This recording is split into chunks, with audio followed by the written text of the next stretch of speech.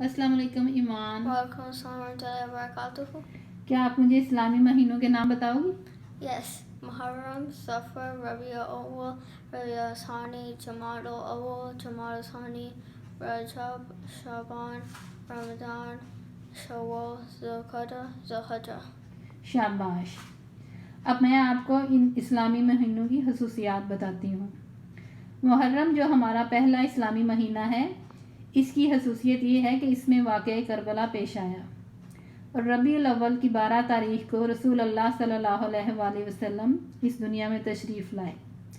رجب زکوٰۃ کا مہینہ ہے اور واقعہ معراج بھی اسی مہینے کی 27 تاریخ کو پیش آیا.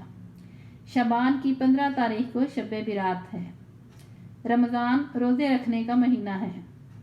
فرسٹ یعنی یکم شوال کو ہم عید الفطر مناتے ہیں. ذوالحجہ میں 9 تاریخ کو ڈے آف عرفہ یا حج کا دن ہے. 10 ذی الحجہ کو عید الاضحیٰ منائی جاتی ہے. اللہ حافظ.